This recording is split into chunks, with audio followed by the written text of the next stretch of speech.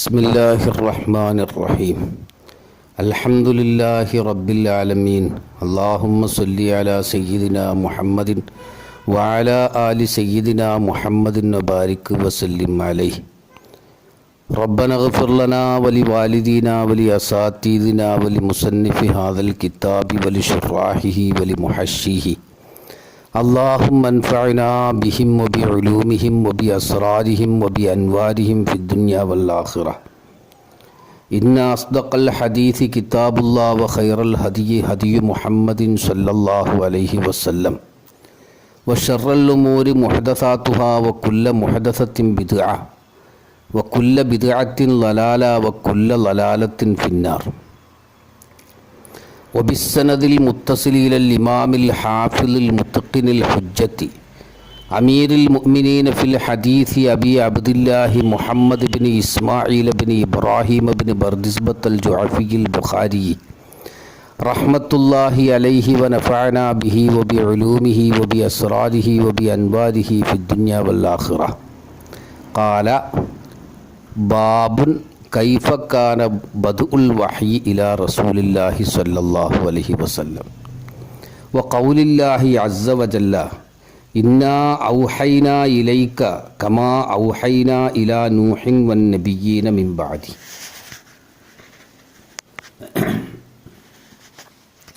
പിന്നെ നമ്മൾ ചർച്ച ചെയ്യാനുള്ളത് ഈ ആയത്ത് ഇന്നാ ഔഹൈനാ ഇലാ നൂഹിൻ ഇന്നാ ഔഹൈനാ ഇലൈക കമാ ഔഹൈനാ ഇലാ നൂഹിൻ വന്നബിയ്യീന മിൻ ബഅദി എന്ന ഈ ആയത്തിനെ കുറിച്ചാണ്. അല്ലാഹു പറയുന്നു, നബിയെ, താങ്കളിലേക്ക് നാം വഹി അറിയിച്ചു. പ്രവാചകനായ നൂഹ് നബി അലൈഹിസ്സലാമിലേക്കും അദ്ദേഹത്തിന് ശേഷം വന്ന പ്രവാചകന്മാരിലേക്കും വഹി അറിയിച്ചതുപോലെ താങ്കൾക്കും നാം വഹി അറിയിച്ചു എന്നാണ് അല്ലാഹു പറയുന്നത്. ഈ ആയത്ത് ഇവിടെ ഇമാം ബുഖാരി റഹ്മത്തുള്ളാഹി അലൈഹി കൊണ്ടുവന്നതിൻ്റെ ഉദ്ദേശം എന്താണ്?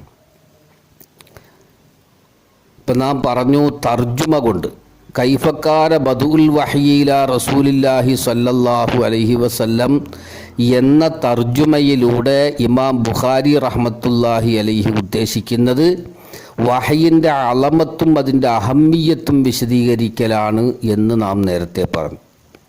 അപ്പം അതിന് തെളിവായിട്ടാണ്, അതിന് തഅയീദായിട്ടാണ് ഇമാം ബുഖാരി റഹ്മത്തുള്ളാഹി അലൈഹി ഈ ആയത്ത് ഇവിടെ കൊണ്ടുവരുന്നത്. ഈ ആയത്തിൽ ഈ 3 കാര്യങ്ങൾ വിശദീകരിച്ചിട്ടുണ്ട്.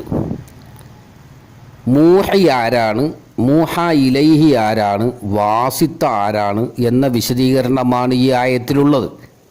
ഇപ്പോൾ നേരത്തെ നമ്മൾ പറഞ്ഞു, വഹയിൻ്റെ അളമത്തും അതിൻ്റെ അഹമ്മിയത്തും മനസ്സിലാക്കാൻ ഈ 3 കൂട്ടരെയാണ് അറിയേണ്ടത്. ഒന്ന് മൂഹി, മറ്റൊന്ന് മൂഹ ഇലൈഹി, പിന്നെ വാസിത്ത. ഇങ്ങനെ ഈ 3 പേരെ അറിയുമ്പോഴാണ് വഹയിൻ്റെ അളമത്ത് എത്രത്തോളം മഹോന്നതമാണ് എന്ന് മനസ്സിലാക്കാൻ കഴിയുകയുള്ളൂ എന്ന് നമ്മൾ നേരത്തെ പറഞ്ഞു. ആ 3 കൂട്ടർ ആരാണ് എന്നാണ് ഈ ആയത്തിൽ അല്ലാഹു തആല പറയുന്നത്. അല്ലാഹു പറയുന്നോയ്ക്ക് ഇന്നാ ഔഹൈനാ ഇലൈക, നബിയെ, താങ്കളിലേക്ക് നാം വഹി അറിയിച്ചു. അപ്പം മൂഹി ആരാണ്? അള്ളയാണ്. നാം വഹി അറിയിച്ചു. അപ്പം മൂഹി അള്ളാഹു ജല്ല ജലാലുഹു ആണ് എന്ന് ഈ ആയത്തിൽ അല്ലാഹു തആല പറഞ്ഞു. മൂഹ ഇലൈഹി ആരാണ്? ഇലൈക, താങ്കളിലേക്ക് നാം വഹി അറിയിച്ചു. അപ്പം മൂഹ ഇലൈഹി നബി സല്ലല്ലാഹു അലൈഹി വസല്ലം തങ്ങളാണ് എന്നും ഈ ആയത്തിൽ വന്നു. ഇനി അടുത്തത് വാസിത്ത. കമാ ഔഹൈനാ ഇലാ നൂഹിൻ വന്നബിയ്യീന മിൻ ബഅദി. പ്രവാചകനായ നൂഹ് നബി അലൈഹിസ്സലാമിലേക്കും അദ്ദേഹത്തിന് ശേഷമുള്ള പ്രവാചകന്മാരിലേക്കും വഹി അറിയിച്ചതുപോലെ എന്ന് പറഞ്ഞുകൊണ്ട് ശേഷം അവർക്കൊക്കെ വഹി അറിയിച്ചത് മഹാനായ ജിബ്രീൽ അലൈഹിസ്സലാത്തു വസ്സലാം വാസിത്തയായിട്ടാണ്. അപ്പം അതുപോലെ താങ്കൾക്കും അള്ളാഹുവിൻ്റെയും ഇടയിലുള്ള വാസിത്ത ജിബ്രീൽ അലൈഹിസ്സലാത്തു വസ്സലാമാണ് എന്നാണ് ഇവിടെ ഈ ആയത്തിൽ അല്ലാഹു തആല പറയുന്നത്. അപ്പോൾ ഈ ആയത്തിൽ ഈ 3ൻ്റെയും മൂഹി, മൂഹ ഇലൈഹി, വാസിത്ത 3 പേരുടെയും വിശദീകരണം ഈ ആയത്തിലുണ്ട്. അപ്പം അതുകൊണ്ടാണ് ഈ ആയത്ത് ഇമാം ബുഖാരി റഹ്മത്തുള്ളാഹി അലൈഹി ഇവിടെ കൊണ്ടുവന്നത്. മൂഹി അല്ലാഹുവാണ്, മൂഹ ഇലൈഹി അഷ്റഫുൽ ഖൽഖ് സല്ലല്ലാഹു അലൈഹി വസല്ലം തങ്ങളാണ്, വാസിത്തയോ സ്വാദിഖും അമീനുമായ ദീ ഖുവ്വത്തിൻ ഇൻദദിൽ അർശി മക്കീൻ, ദുൽ അർഷായ അള്ളാഹുവിൻ്റെ അടുക്കൽ പ്രത്യേക സ്ഥാനമുള്ള മഹാശക്തനായ വിശ്വസ്തനായ മഹാനായ ജിബ്രീൽ അലൈഹിസ്സലാത്തു വസ്സലാമാണ്. അപ്പോൾ ഈ 3 പേരെയും പരിഗണിക്കുമ്പോൾ അവരിലൂടെ വന്ന ഈ വഹയി അതിൻ്റെ സ്ഥാനം എത്രത്തോളം മഹോന്നതമാണ് എന്ന് ഈ ആയത്ത് നമുക്ക് വ്യക്തമാക്കി തരുന്നു എന്ന് പഠിപ്പിക്കാനാണ് ഇമാം ബുഖാരി റഹ്മത്തുള്ളാഹി അലൈഹി ഈ ആയത്ത് ഇവിടെ കൊണ്ടുവരുന്നത്. ഈ ആയത്ത് ഇറങ്ങാനുണ്ടായ കാരണം നമുക്കൊക്കെ അറിയാം. തഫ്സീറുകളിലൊക്കെ പഠിച്ചതുപോലെ ജൂതന്മാർ വന്ന് നബി സല്ലല്ലാഹു അലൈഹി വസല്ലം തങ്ങളോട് പറഞ്ഞു, താങ്കൾ യഥാർത്ഥത്തിൽ സത്യപ്രവാചകനാണെങ്കിൽ മൂസാ നബി അലൈഹിസ്സലാമിന് അല്ലാഹു തആല ഗ്രന്ഥം ഒറ്റയടിക്ക് കൊടുത്തതുപോലെ താങ്കളും പൂർണ്ണമായൊരു ഗ്രന്ഥം കൊണ്ടുവരണം എന്ന് പറഞ്ഞപ്പോഴാണ് ഈ ആയത്ത് ഇറങ്ങിയത്. അല്ലാഹു തആല അതിന് മറുപടിയായിട്ട് ഇറക്കിയതാണ്. മൂസാ നബി അലൈഹിസ്സലാമിന് വഹി അറിയിച്ചതും നമ്മൾ തന്നെയാണ്, താങ്കളിലേക്ക് വഹി അറിയിക്കുന്നതും ഞാൻ തന്നെയാണ്. അപ്പോൾ ഓരോരുത്തർക്കും വഹി അറിയിക്കേണ്ടത് ഏത് രൂപത്തിലാണ് എന്ന് തീരുമാനിക്കുന്നത് ഞാനാണ്, അല്ലാതെ നിങ്ങളല്ല. ഓരോരുത്തർക്കും അവരുടെ സാഹചര്യങ്ങൾ, കാലഘട്ടങ്ങൾ, സന്ദർഭങ്ങൾ പരിഗണിച്ചുകൊണ്ട് ചിലർക്ക് ഞാൻ പൂർണ്ണമായി ഒറ്റയടിക്കൊരു കിതാബ് നൽകും, മറ്റു ചിലർക്ക് ഘട്ടം ഘട്ടമായിട്ട് നൽകും. അത് എൻ്റെ തീരുമാനത്തിൽപ്പെട്ടതാണ്. അതിൻ്റെ മസാലിഹികൾ അറിയുന്നവൻ ഞാൻ മാത്രമാണ് എന്നാണ് അല്ലാഹു തആല ഈ ജൂതന്മാർക്ക് മറുപടിയായിട്ട് പറഞ്ഞിട്ടുള്ളത്. ഇനി ഈ ആയത്തിൽ അല്ലാഹു തആല പറയുമ്പോൾ നൂഹ് നബി അലൈഹിസ്സലാമിനെ പ്രത്യേകമായി എടുത്തു പറഞ്ഞതിൻ്റെ കാരണം എന്ത് എന്നുള്ളതാണ് നോക്കേണ്ടത്. അള്ളാഹു എന്താ പറഞ്ഞത്? താങ്കളിലേക്കും അതുപോലെ നൂഹ് നബി, താങ്കളിലേക്ക് നാം വഹി അറിയിച്ചു. എങ്ങനെ? നൂഹ് നബി അലൈഹിസ്സലാമിലേക്കും മറ്റു പ്രവാചകന്മാർക്കും നാം വഹി അറിയിച്ചതുപോലെ താങ്കൾക്കും നാം വഹി അറിയിച്ചു എന്നാണ് ഈ ആയത്തിൽ അള്ളാഹു തആല പറയുന്നത്. എന്താ നൂഹ് നബി അലൈഹിസ്സലാമിനുമായി പ്രത്യേകിച്ച് എടുത്തു പറഞ്ഞതിൻ്റെ കാരണം? ഒന്നുകിൽ അവ്വലുൽ അംബിയ, അംബിയാക്കളിൽ ആദ്യ പ്രവാചകൻ ആദൻ നബി അലൈഹിസ്സലാത്തു വസ്സലാം. ആദൻ നബിയെ പറഞ്ഞിട്ട് ആദൻ നബിക്കും ശേഷമുള്ള മുഴുവൻ പ്രവാചകന്മാർക്കും വഹി അറിയിച്ചതുപോലെ എന്ന് പറയലായിരുന്നല്ലോ ഏറ്റവും ഉചിതം എന്ന് നമുക്ക് തോന്നിയേക്കാം. അല്ലെങ്കിലോ മാത്രമല്ല, ആദൻ നബി അലൈഹിസ്സലാമിന് ശേഷം വേറെയും പ്രവാചകന്മാർ വന്നിട്ടുണ്ട്. ഷീസ് നബി അലൈഹിസ്സലാം, ഇദ്രീസ് നബി അലൈഹിസ്സലാം, ഇവരൊക്കെ വന്നിട്ടുണ്ട്. അവരെയൊക്കെ വിട്ടിട്ട് നൂഹ് നബി അലൈഹിസ്സലാമിലേക്കും അദ്ദേഹത്തിന് ശേഷം വന്ന പ്രവാചകന്മാരിലേക്കും എന്ന് പറയാനുണ്ടായ കാരണം, നൂഹ് നബി അലൈഹിസ്സലാമിനെ കുറിച്ച് ആദമുസാനി, രണ്ടാം ആദം എന്നാണ് പറയപ്പെടുന്നത്. കാരണം ലോകത്തുള്ള മുഴുവൻ ജനങ്ങളും പ്രളയത്തിലൂടെ മുഴുവൻ നശിച്ചു പോയതിന് ശേഷം ഈ ലോകത്തിൻ്റെ ഒരു പുതുജീവൻ, ഒരു പുനർനിർമ്മാണം നടന്നത് മഹാനായ നൂഹ് നബി അലൈഹിസ്സലാമിലൂടെയാണ്. ഇന്ന് ലോകത്തുള്ള മുഴുവൻ ജനങ്ങളും നൂഹ് നബി അലൈഹിസ്സലാമിൻ്റെ സന്തതികളായ 3 പേർ, അതായത് ഹാമ്, സാമ്, യാഫസ് എന്നീ 3 പേരുടെ സന്താന പരമ്പരകളാണ് ലോകത്ത് പിന്നീട് മൊത്തം വ്യാപിച്ചത്. അതുകൊണ്ടാണ് നൂഹ് നബി അലൈഹിസ്സലാമിനെ അവ്വലുർ റുസുല് എന്ന് പറയപ്പെടാറുള്ളത്. അതിനു മുമ്പ് പ്രവാചകന്മാരില്ല എന്നുള്ള അർത്ഥത്തിലല്ല. പ്രളയാനന്തരം പിന്നീട് ലോകത്തിന് ഒരു പുനർനിർമ്മാണം നടത്തപ്പെട്ടത് നൂഹ് നബി അലൈഹിസ്സലാമിലൂടെയാണ്. മാത്രമല്ല, ഇന്ന് ലോകത്ത് ജീവിച്ചിരിക്കുന്ന മുഴുവൻ ജനങ്ങളും നൂഹ് നബി അലൈഹിസ്സലാമിന് ശേഷം വന്നിട്ടുള്ള ഖിയാമത്ത് നാൾ വരെ വരാൻ പോകുന്ന മുഴുവൻ ജനങ്ങളും നൂഹ് നബി അലൈഹിസ്സലാമിൻ്റെ സന്താന പരമ്പരയിൽപ്പെട്ട ആൾക്കാരാണ്. അപ്പോൾ ഈ കാരണത്താലൊക്കെയാണ് അദ്ദേഹത്തിന് അവ്വലുർ റുസുൽ എന്ന് പറയപ്പെടുന്നത്. ഷഫാഅത്തിൻ്റെ ഹദീസിൽ നാളെ ഖിയാമത്ത് നാളിൽ ഷഫാഅത്തുമായി ബന്ധപ്പെട്ട് ജനങ്ങൾ എല്ലാ പ്രവാചകന്മാരുടെ അടുക്കലും ചെന്നിട്ട് അവരോട് ഷഫാഅത്ത് ചെയ്യാൻ വേണ്ടി ആവശ്യപ്പെടുമെന്ന് വരുന്ന സുദീർഘമായ ഹദീസ് ഉണ്ടല്ലോ. ആ ഹദീസിൽ ഇങ്ങനെയാ വരുന്നത്: ജനങ്ങൾ മുഴുവൻ പേരും ആദ്യം ആദൻ നബി അലൈഹിസ്സലാമിൻ്റെ അടുക്കൽ ചെന്നിട്ട് ആദൻ നബിയോട് ഷഫാഅത്ത് ചെയ്യാൻ വേണ്ടി ആവശ്യപ്പെടും. അങ്ങനെ ആദൻ നബി അലൈഹിസ്സലാം ഉദുറ് പറഞ്ഞ് അവരെ ഒഴിവാക്കുമ്പോൾ അടുത്ത പ്രവാചകന്മാരിലേക്ക് വരും. അവർ നൂഹ് നബി അലൈഹിസ്സലാമിൻ്റെ അടുക്കൽ വരും. നൂഹ് നബി അലൈഹിസ്സലാമിൻ്റെ അടുക്കൽ വന്നിട്ട് നൂഹ് നബിയോട് പറയുന്നത്, അന്ത അവ്വലുർ റുസുലി ഇലാ അഹ്ലിൽ അർള് വസമ്മാക്കല്ലാഹു അബ്ദൻ ഷക്കൂറ. പ്രവാചകന്മാരിൽ ആദ്യത്തെ ആളാണ് അങ്ങ്. ഭൂമിയിലേക്ക് നിയോഗിക്കപ്പെട്ട പ്രവാചകന്മാർ റസൂലുമാരിൽ ആദ്യത്തെ ആളാണ് അങ്ങേ അല്ലാഹു തആല അബ്ദുൽ ഷക്കൂർ എന്നാണ് വിശേഷിപ്പിച്ചിട്ടുള്ളത്. അതുകൊണ്ട് തന്നെ അങ്ങ് ഞങ്ങൾക്ക് വേണ്ടി ശഫാഅത്ത് ചെയ്യണം എന്ന് നൂഹ് നബി അലൈഹിസ്സലാത്തു വസ്സലാമിനോട് ജനങ്ങൾ പറയുമെന്ന് ഹദീസിൽ വന്നിട്ടുണ്ട്. നൂഹ് നബി അലൈഹിസ്സലാം ഉദുർ പറഞ്ഞവരെ ഒഴിവാക്കുന്നത് മറ്റൊരു കാര്യം. എന്തായാലും നൂഹ് നബി അലൈഹിസ്സലാമിനോട് ഇവർ സംബോധന ചെയ്യുന്നത് അന്ത അവ്വലുർ റുസുൽ എന്ന പദത്തിലാണ് സംബോധന ചെയ്യുക. അപ്പോൾ നൂഹ് നബി അലൈഹിസ്സലാമിന് അവ്വലുർ റുസുൽ എന്ന് പറയാനുണ്ടായ കാരണം ഈ കാരണത്താലാണ്. ഈ കാരണത്തെ അടിസ്ഥാനമാക്കിയാണ് അല്ലാഹു തആല ഇവിടെ നൂഹ് നബി അലൈഹിസ്സലാമിനെ പ്രത്യേകമായി എടുത്തു പറഞ്ഞത്. ഒന്ന്. മറ്റൊന്ന്,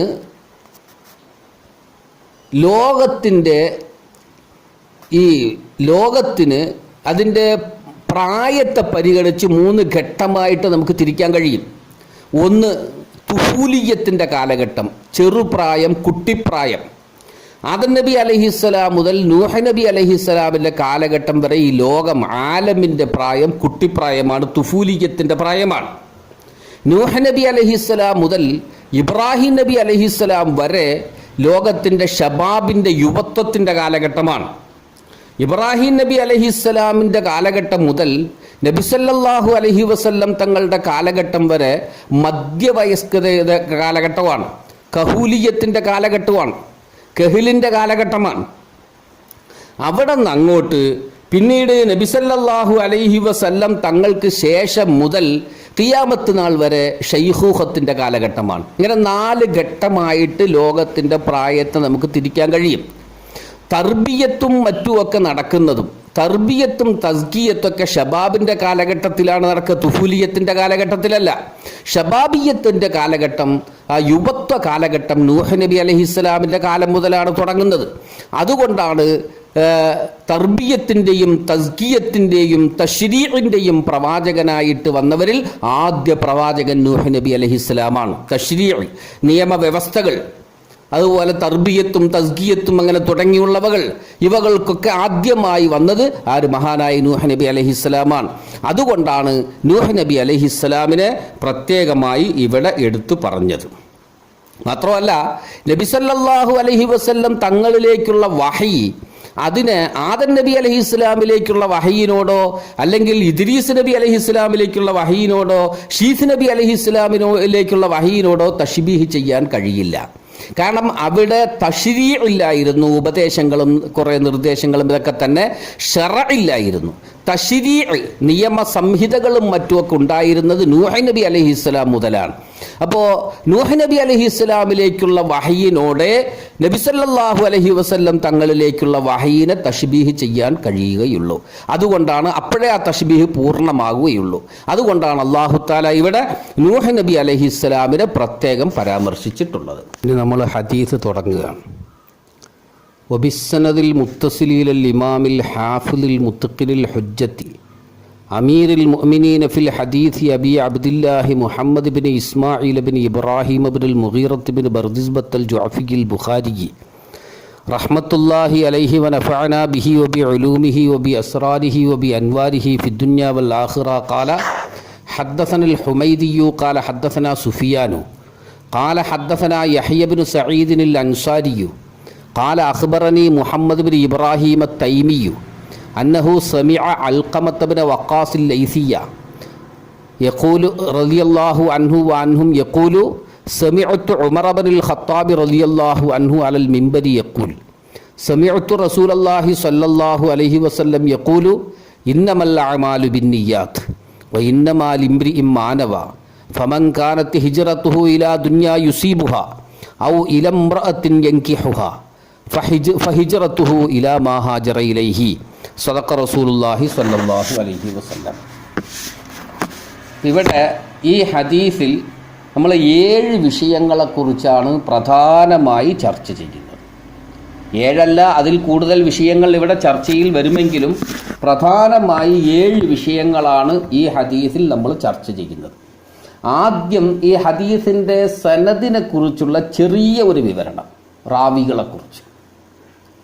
ഇമാം ബുഖാരി റഹ്മത്തുള്ളാഹി അലൈഹിക്ക് ഈ ഹദീസ് പറഞ്ഞു കൊടുത്തത് ഇമാം ബുഖാരിയുടെ ഉസ്താദന്മാരിൽ ഏറ്റവും പ്രായം ചെന്ന ആളായ അബൂബക്കർ അബ്ദുല്ലാഹിബിൻ സുബൈർ റഹ്മത്തുല്ലാഹി അലൈഹിയാണ്. ഇതാണ് ഹുമൈദി.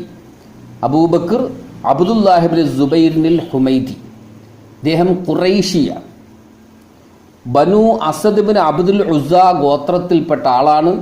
മഹദി ഖദീജത്തുൽ കുബ്ര റളിയല്ലാഹു അൻഹായുടെ കുടുംബമായ ബനു അസദ് ഗോത്രത്തിൽപ്പെട്ട ആളാണ് മഹാനായ ഇമാം ഹുമൈദി റഹ്മത്തുല്ലാഹി അലൈഹി.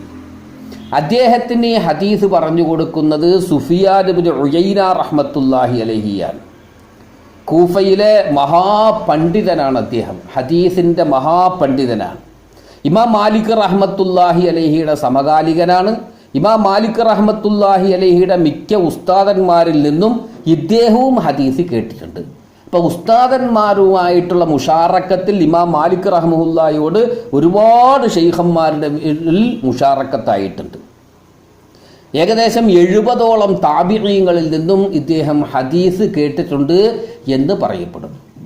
അദ്ദേഹത്തിന് ഈ ഹദീസ് പറഞ്ഞു കൊടുത്തത് യഹ്യ ഇബ്നു സഈദ് അൻസാരി റളിയല്ലാഹു അൻഹു ആണ്. അദ്ദേഹം താബിഈയാണ്. ഇദ്ദേഹവും താബിഈയാണ്. അദ്ദേഹത്തിൻ്റെ ഉസ്താദ് മുഹമ്മദ് ബിൻ ഇബ്രാഹിം തൈമിയും താബിഈയാണ്. അദ്ദേഹത്തിൻ്റെ ഉസ്താദ് അൽഖമത്ത് ബിൻ വഖാസ് ലൈസിയും താബിഈയാണ്. ഈ ഹദീസിൽ 3 താബിഈങ്ങൾ ഒരുമിച്ച് വരുന്നുണ്ട്. യഹ്യ ഇബ്നു സഈദ് അൻസാരി റഹ്മഹുല്ലാ സിഗാറു താബിഈങ്ങളിൽപ്പെട്ട ആളാണ്. മുഹമ്മദ് ബിൻ ഇബ്രാഹിം തൈമി റഹ്മഹുല്ലാ ഔസാത്തു താബിഈങ്ങളിൽപ്പെട്ട ആളാണ്. അൽഖമത്ത് ബിൻ വഖാസ് ലൈസി റഹ്മഹുല്ലാ കിബാറു താബിഈങ്ങളിൽപ്പെട്ട ആളാണ്. അപ്പോൾ ഇതാണ് ഈ ഹദീസിൻ്റെ സനദിനെ കുറിച്ചുള്ള ചെറിയൊരു വിശദീകരണം. ഈ ഹദീസ് ഉമർ ഇബ്നുൽ ഖത്താബ് റളിയല്ലാഹു അൻഹുവിൽ നിന്നും ഹദീസ് കേട്ടത് അൽഖമത്ത് ബിൻ വഖാസ് ലൈസി. അദ്ദേഹത്തിൽ നിന്നും ഈ ഹദീസ് കേട്ടത് മുഹമ്മദ് ബിൻ ഇബ്രാഹിം തൈമി. അദ്ദേഹത്തിൽ നിന്നും ഈ ഹദീസ് കേട്ടത് യഹ്യ ഇബ്നു സഈദ് അൻസാരി. യഹ്യ ഇബ്നു സഈദ് അൻസാരി റഹ്മത്തുല്ലാഹി അലൈഹിയിൽ നിന്നും ഈ ഹദീസ് ധാരാളം പേര് ഹദീസ് കേട്ടിട്ടുണ്ട്. അതിൽ ഒരാളാണ് സുഫിയാൻ ഇബ്നു ഉയൈന റഹ്മത്തുല്ലാഹി അലൈഹി. യഹ്യ ഇബ്നു സഈദ് അൻസാരി റഹ്മത്തുള്ളാഹിയിൽ നിന്നും ഈ ഹദീസ് ഏകദേശം 250ഓളം പേര് റിപ്പോർട്ട് ചെയ്യുന്നുണ്ട് എന്നാണ് മുഹമ്മദ് ബിൻ അലിയിൻ നഖാഷ് റഹ്മത്തുല്ലാഹി അലൈഹി പറയുന്നത്. യഹ്യ ഇബ്നു സഈദ് അൻസാരി റളിയല്ലാഹു അൻഹുവിൽ നിന്നും ഈ ഹദീസ് റിപ്പോർട്ട് ചെയ്യുന്നവർ ആരൊക്കെ എന്ന് ഇബ്നു മന്ദാർ റഹ്മത്തുല്ലാഹി അലൈഹി പേരെടുത്ത് ഇങ്ങനെ എണ്ണി പറഞ്ഞപ്പോൾ 300-ൽ പരം പേര് അദ്ദേഹം എണ്ണി പറഞ്ഞിട്ടുണ്ട് എന്ന് കാണാൻ കഴിയുന്നത്.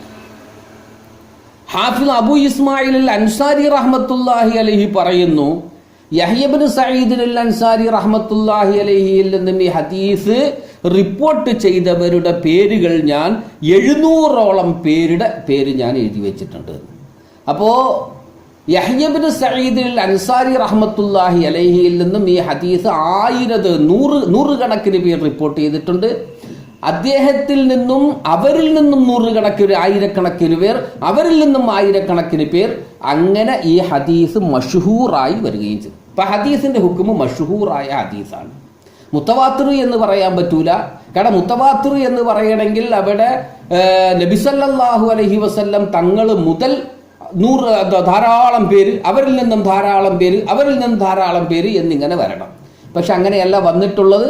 ഇവിടെ മുഹമ്മദ് ബിൻ ഇബ്രാഹിം തൈമി റഹ്മത്തുല്ലാഹി അലൈഹി വരയ്ക്കും ഒരാളായിട്ടാണ് വന്നിട്ടുള്ളത്. അവിടെ നിന്ന് അങ്ങോട്ട് യഹ്യ ഇബ്നു സഈദ് അൻസാരി റഹ്മഹുല്ലാ മുതലാണ് ഈ ഹദീസ് 100 കണക്കിന് പേര് കേട്ട്, അവരിൽ നിന്നും ആയിരക്കണക്കിന് പേര് കേട്ട് അങ്ങനെ റിപ്പോർട്ട് ചെയ്തിട്ടുള്ളത്. അപ്പം അവിടെ മുതലാണ് ഈ ഹദീസ് തവാത്തുറിൻ്റെ അളവിലേക്ക് വരുന്നത്. അപ്പം അതുകൊണ്ട് ഈ ഹദീസ് മഷ്ഹൂറായ ഹദീസാണ് എന്ന് മുഹദ്ദിസീങ്ങൾ പറയും.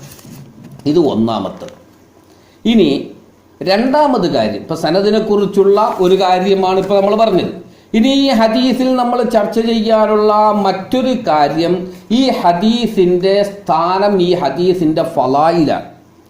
അഹ്മദ് ബിൻ ഹംബൽ റഹ്മത്തുല്ലാഹി അലൈഹി ഈ ഹദീസിനെ കുറിച്ച് പറയുന്നു, ഇത് സുലുസുൽ ഇൽമാണ്. ഈ ഹദീസ് ഇൽമിൻ്റെ 1/3 ഭാഗം ഈ ഹദീസിൽ ഉൾക്കൊണ്ടിട്ടുണ്ട് എന്നാണ് അഹ്മദ് ബിൻ ഹംബൽ റഹ്മത്തുല്ലാഹി അലൈഹി പറയുന്നത്. എങ്ങനെയാ 1/3 ഭാഗമാകുന്നത് എന്ന് വിശദീകരണം ഇമാം ബൈഹഖി അതിന് വിശദീകരണം പറയുന്നത്. ഇമാം ബൈഹഖി പറയുന്ന അമാലുകളെ മൊത്തം 3 ആയിട്ട് നമുക്ക് തിരിക്കാം. ഒന്ന്, ഹൃദയവുമായി ബന്ധപ്പെട്ട അമാലുകൾ. 2 നാവുമായി ബന്ധപ്പെട്ട അമാലുകൾ, 3 അർക്കാനുകൾ മറ്റവയവങ്ങളുമായി ബന്ധപ്പെട്ട അമാലുകൾ. ഇങ്ങനെ മൊത്തം 4 തിരിക്കാൻ പറ്റും. അതിൽ ഒന്നാണ് ഹൃദയവുമായി ബന്ധപ്പെട്ട അമാലുകൾ. നിയ്യത്ത് എന്ന് പറയുന്നത് ഹൃദയവുമായി ബന്ധപ്പെട്ട അമാലുകളെല്ലാം അതിൽ പെട്ടുപോയി. അപ്പം അതുകൊണ്ടാണ് സുലുസുൽ ഇൽമ് എന്നതിനെക്കുറിച്ച് അഹ്മദ് ബിൻ ഹംബൽ റഹ്മത്തുള്ളാഹി അലൈഹി പറഞ്ഞത് എന്ന് നമുക്ക് ഇമാം ബൈഹഖി റഹ്മത്തുള്ളാഹി അലൈഹി വിശദീകരിക്കുന്നു.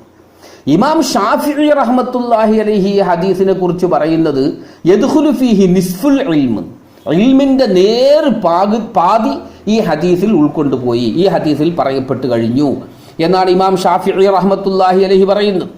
കാരണം ഈ പകുതി നിസ്ഫുൽ ഇൽമാണ് ഈ ഹദീസ് എന്ന് പറയാൻ കാരണം ഇബാദത്തിനെ 2 തിരിക്കാൻ പറ്റും. ഒന്ന് ഇബാദാത്ത് ഖൽബിയ, മറ്റൊന്ന് ഇബാദാത്ത് ബദനിയ.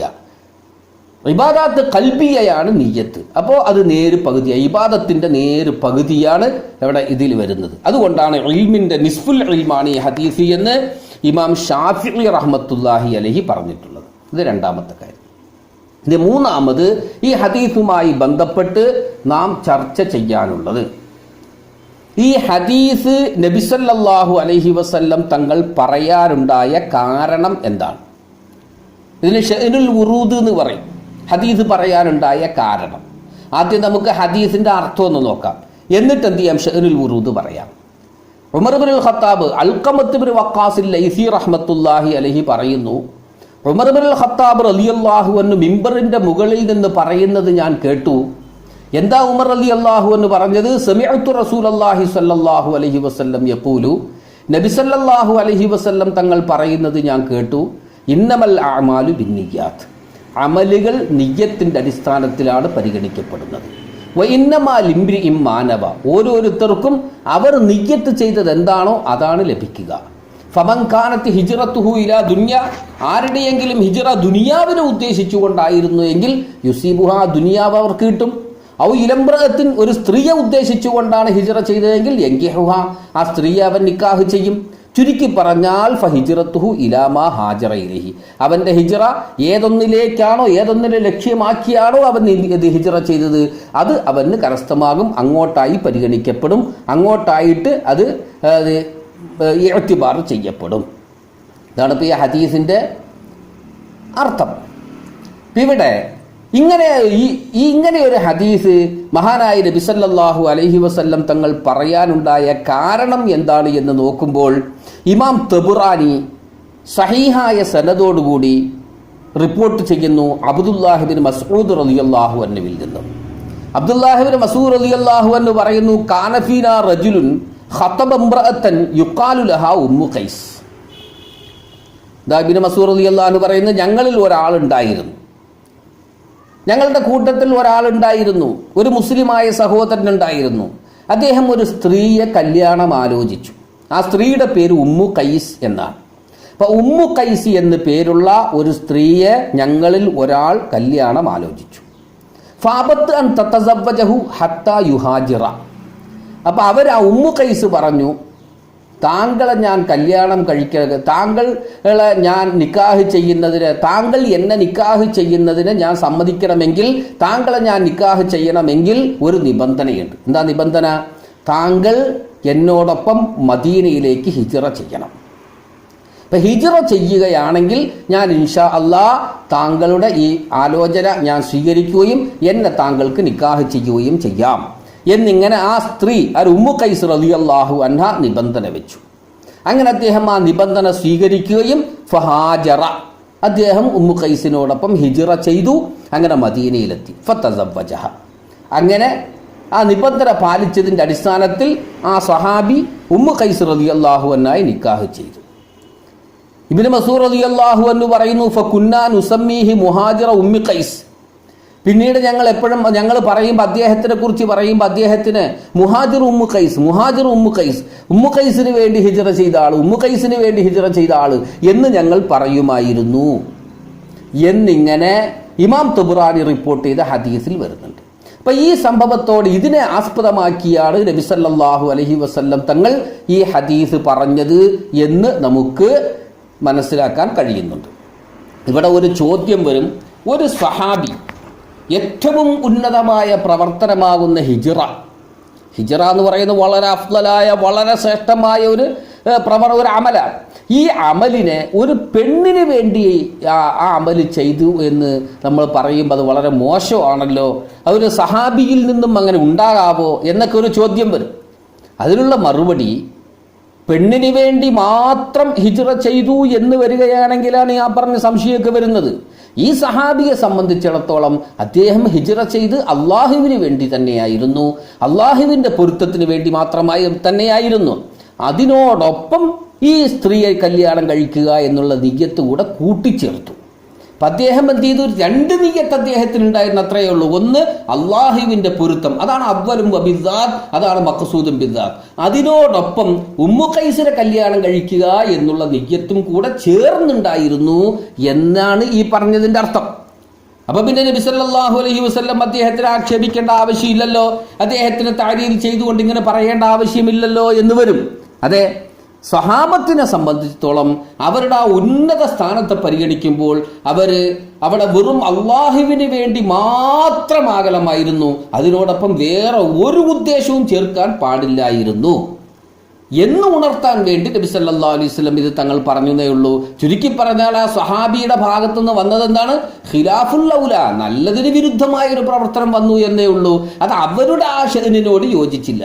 അതുകൊണ്ട് നബി സല്ലല്ലാഹു അലൈഹി വസല്ലം തങ്ങൾ ഇക്കാര്യം എന്ത് ചെയ്താണ്? ഉണർത്തിയതാണ്.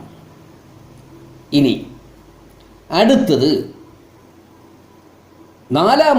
മൂന്നാമതായി നമുക്ക് ചർച്ച ചെയ്യാനുള്ള കാര്യം എന്താ?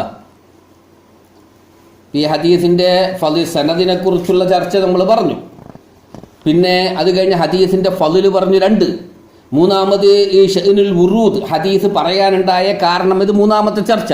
ഇനി 4മതായി നമുക്ക് ഇവിടെ പറയാനുള്ളത് ഈ ഹദീസും ബാബും തമ്മിൽ എന്താ ബന്ധം? ഇതാണ് ഇനി അടുത്ത് നമുക്ക് ചർച്ച ചെയ്യാനുള്ളത്. ബാബ് എന്താ?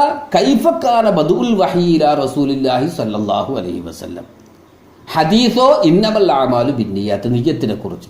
ഈ ഹദീസും ബാബും തമ്മിലുള്ള ബന്ധം എന്താണ്, എങ്ങനെയാണ് ഈ ഹദീസ് ബാബുമായിട്ട് യോജിക്കുന്നത് എന്നതാണ് ഇനി അടുത്ത് നമുക്ക് ചർച്ച ചെയ്യാനുള്ള വിഷയം.